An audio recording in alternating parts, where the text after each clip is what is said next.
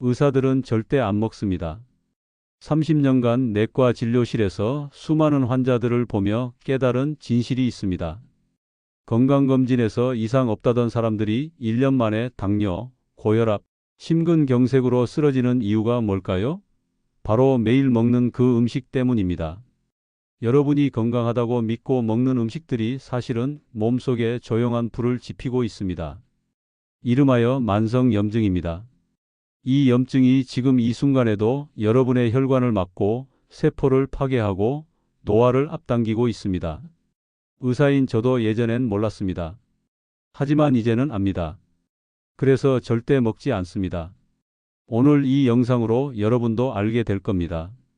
의사들이 입에도 안 대는 만성 염증을 키우는 최악의 음식들을 지금 바로 공개합니다. 안녕하세요.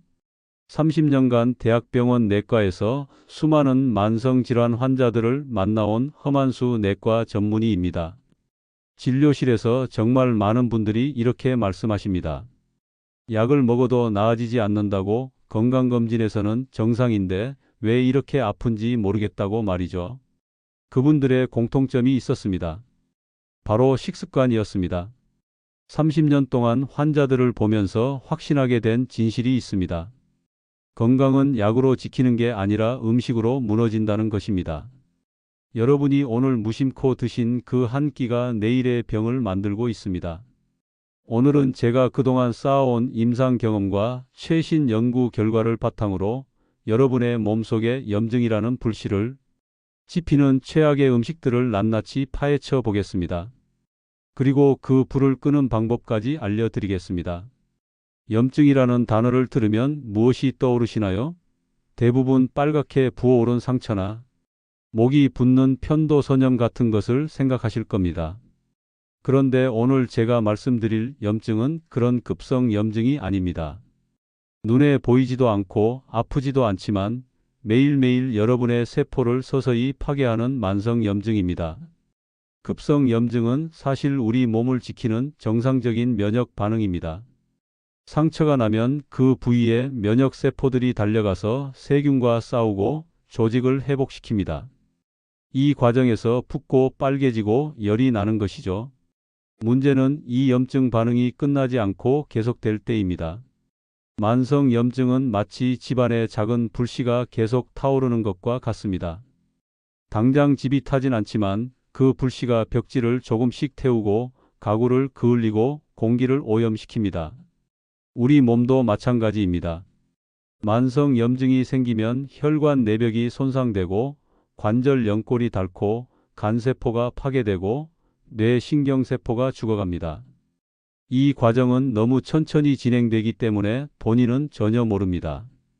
그저 조금씩 더 피곤해지고 조금씩 더 아프고 조금씩 더 늙어가는 것처럼 느껴질 뿐입니다. 최근 연구들은 만성 염증이 거의 모든 현대 질병의 뿌리라는 것을 밝혀냈습니다. 당뇨병, 고혈압, 심근경색, 뇌졸중, 치매, 암, 우울증까지 모두 만성 염증과 연결되어 있습니다. 그렇다면 이 무서운 만성 염증은 왜 생기는 걸까요? 유전인가요? 나이 때문인가요? 스트레스 때문인가요? 물론 이런 것들도 영향을 줍니다. 하지만 가장 큰 원인은 바로 우리가 매일 입에 넣는 음식입니다. 잘못된 음식은 우리 몸에 염증 신호를 보내는 물질들을 만들어냅니다. 염증성 사이토카인, 활성산소, 염증 단백질들이 혈액을 타고 온몸을 돌아다니며 세포들을 공격합니다. 오늘부터 제대로 알고 피해야 합니다. 아침에 일어나서 후라이팬에 햄을 구워 먹고 점심엔 치킨을 시켜 먹고 저녁엔 삼겹살에 소주 한잔 하는 게 많은 분들의 일상 아닌가요? 그런데 이 습관이 여러분의 혈관을 매일 공격하고 있다는 사실 알고 계셨나요? 가공육과 튀김 음식은 만성 염증을 일으키는 대표적인 음식입니다. 햄, 소시지, 베이컨 같은 가공육에는 아질산 나트륨 같은 발색제와 방부제가 들어갑니다. 이 물질들은 우리 몸에서 니트로사민이라는 발암 물질로 변하면서 세포를 손상시키고 염증을 유발합니다. 세계보건기구는 가공육을 발암 물질로 분류했습니다. 과도한 섭취는 대장암 위험을 높입니다. 더 큰 문제는 트랜스지방입니다. 치킨, 감자튀김, 도넛, 과자 같은 튀긴 음식들은 대부분 식물성 기름을 고온에서 반복해서 사용합니다. 이 과정에서 기름의 구조가 변하면서 트랜스지방이 만들어집니다. 트랜스지방은 우리 몸에 들어오면 혈관 내벽에 달라붙어 염증을 일으킵니다. 혈액 검사를 하면 염증 지표인 CRP 수치가 높아지고 나쁜 콜레스테롤은 올라가고 좋은 콜레스테롤은 떨어집니다. 결국 혈관이 좁아지고 딱딱해지는 동맥경화가 진행됩니다. 제 환자 중 40대 중반 남성분이 계셨습니다. 매일 아침 편의점에서 햄 치즈 샌드위치를 사 드시고 점심은 회사 근처 치킨집이나 중국집에서 해결하셨습니다. 저녁도 술자리가 잦아 삼겹살, 곱창 같은 기름진 음식을 자주 드셨죠. 그러던 어느 날 갑자기 가슴이 답답하고 숨이 차서 응급실에 오셨습니다. 검사 결과 관상동맥 3군데가 막혀 있었습니다. 나이에 비해 혈관 나이가 60대 수준이었습니다. 바로 스텐트 시술을 받으셨고 그 후 식단을 완전히 바꾸셨습니다. 지금은 건강하게 지내고 계십니다. 가공육과 튀김은 맛있습니다. 하지만 그 맛의 대가는 여러분의 건강입니다. 편의점에서 파는 즉석식품, 패스트푸드점의 햄버거와 감자튀김, 배달, 음식의 치킨과 돈가스는 모두 트랜스지방 덩어리입니다. 이런 음식들을 자주 먹으면 혈관은 점점 망가지고 심장과 뇌로 가는 혈류가 막혀 돌연사의 위험까지 높아집니다. 달달한 음료수 한 잔, 폭신한 흰 빵 한 조각, 바삭한 과자 한 봉지를 우리는 하루에도 수없이 입에 넣습니다. 이게 바로 만성염증의 가장 큰 원인 중 하나입니다. 설탕과 정제 탄수화물은 우리 몸에 들어오면 순식간에 혈당을 치솟게 만듭니다.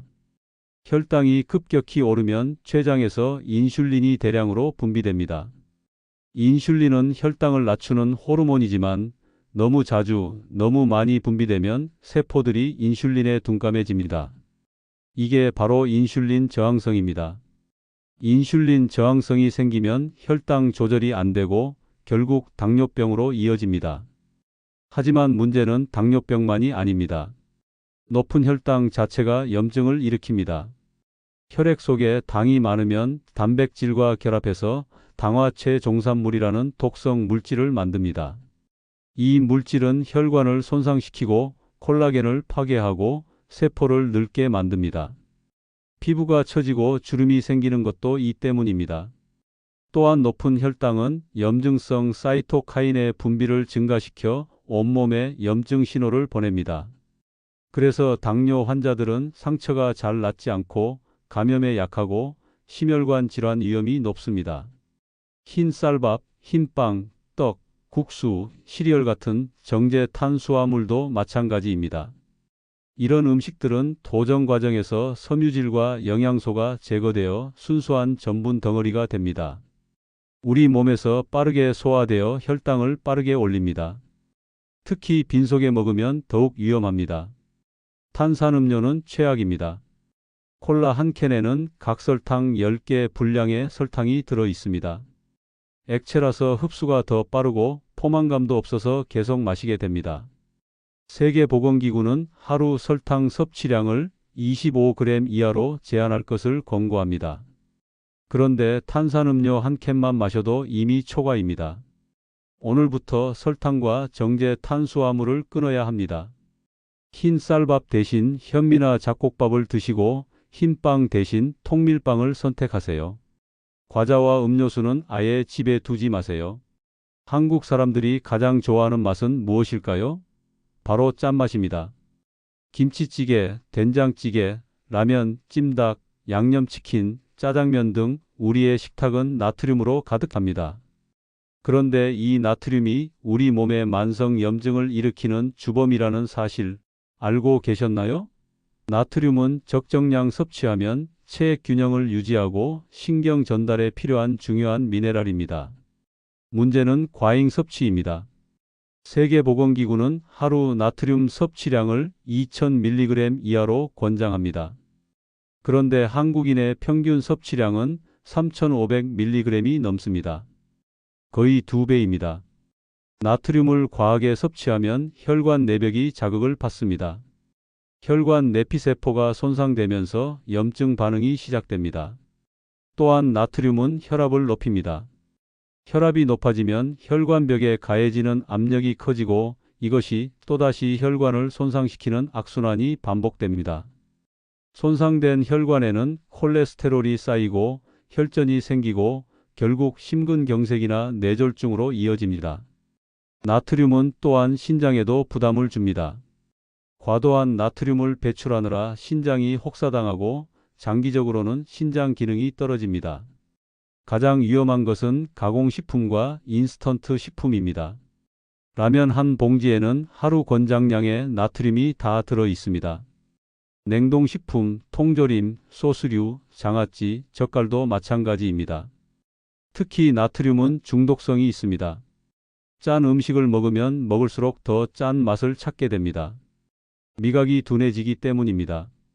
그러다 보면 점점 더 짜게 먹게 되고 염증은 더욱 심해집니다. 제 환자 중에 매일 라면을 드시던 분이 계셨습니다.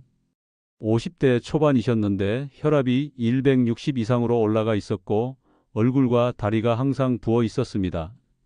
라면을 끊고 싱겁게 드시도록 식단을 조절했더니 석 달 만에 혈압이 정상으로 돌아왔습니다.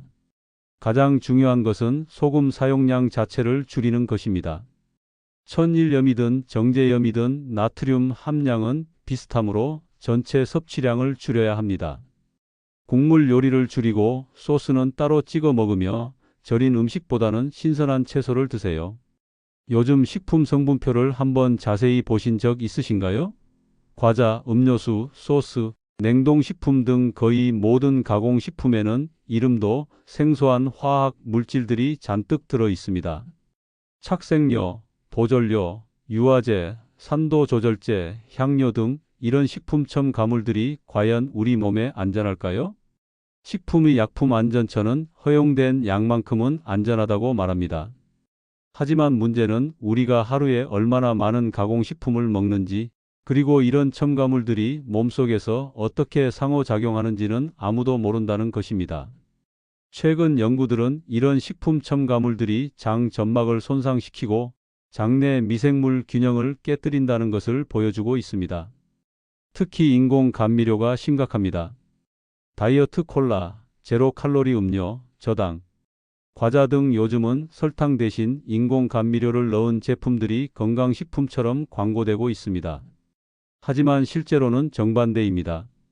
아스파탐, 수크랄로스, 사카린 같은 인공 감미료는 칼로리는 없지만 우리 몸을 속입니다. 단맛을 느끼면 뇌는 당이 들어온다고 착각해서 인슐린을 분비합니다.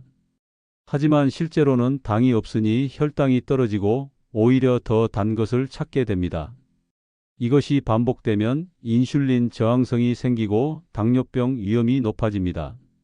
더 심각한 것은 장내 미생물에 미치는 영향입니다.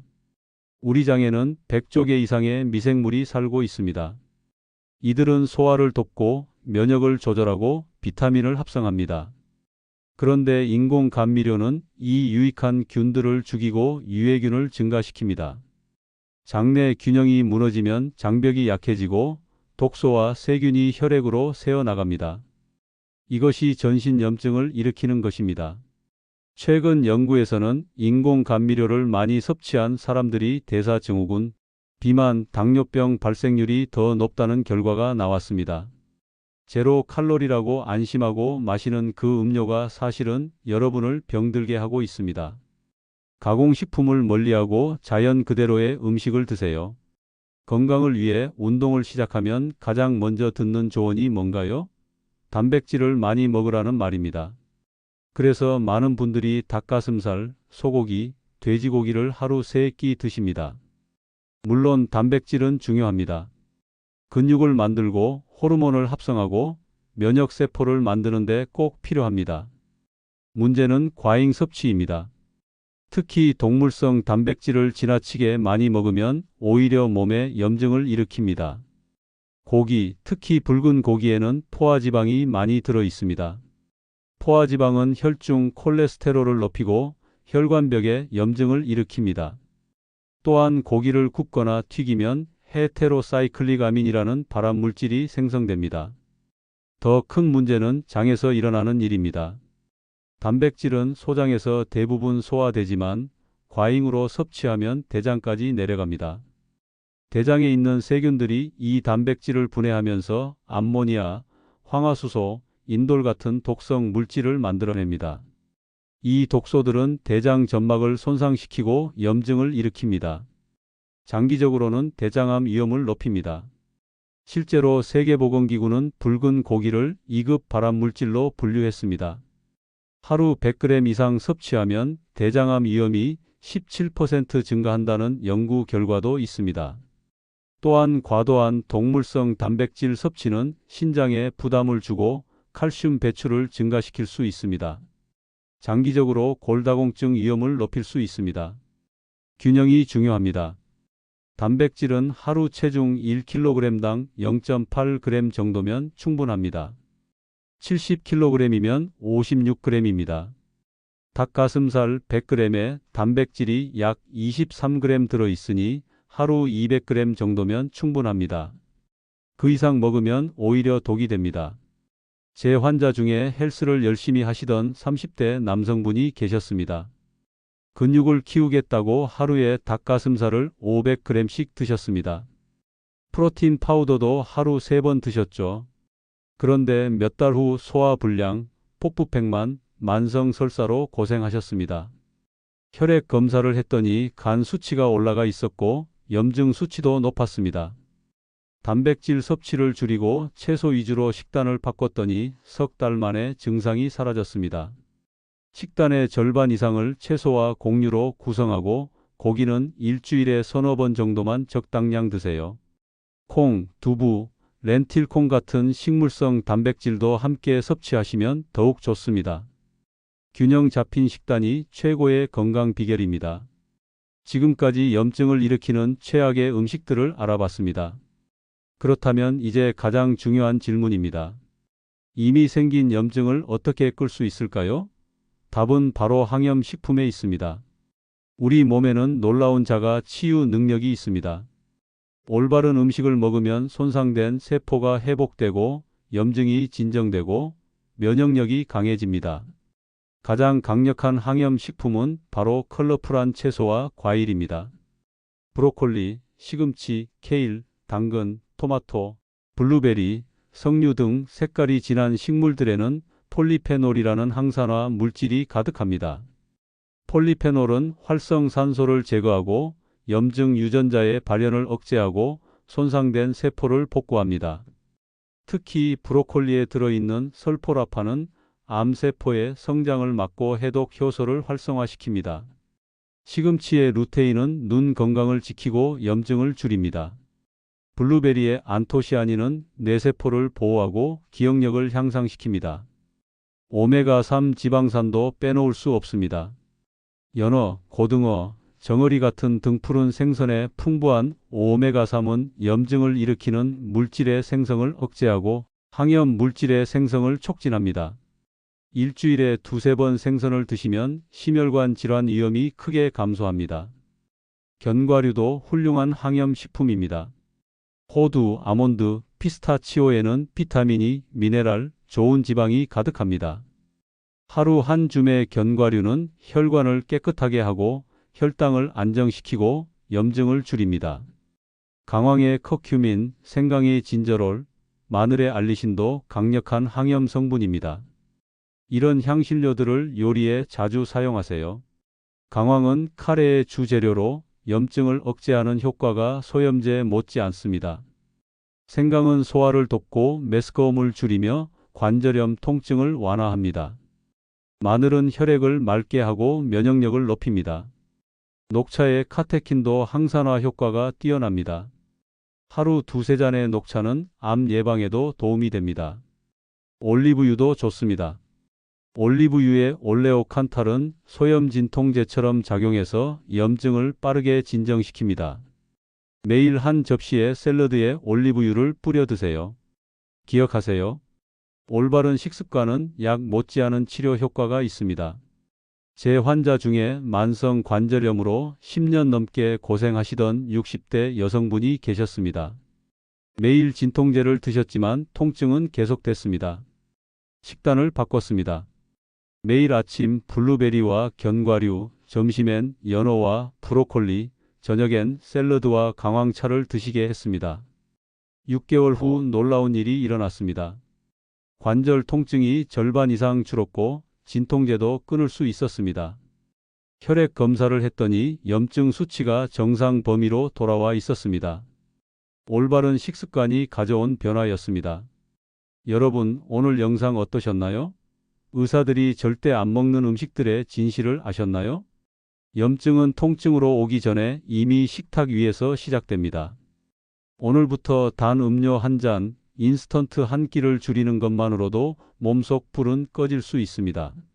제가 30년간 환자들을 진료하며 확신하게 된 것이 있습니다. 건강은 거창한 것이 아니라 매일의 작은 선택에서 결정된다는 것입니다. 오늘 저녁 뭘 먹을지, 내일 아침 뭘 마실지, 그 선택이 10년 후 여러분의 건강을 만듭니다. 지금 당장 냉장고를 열어보세요. 가공육이 있나요? 탄산음료가 있나요? 인스턴트 식품이 있나요? 오늘 당장 버리세요.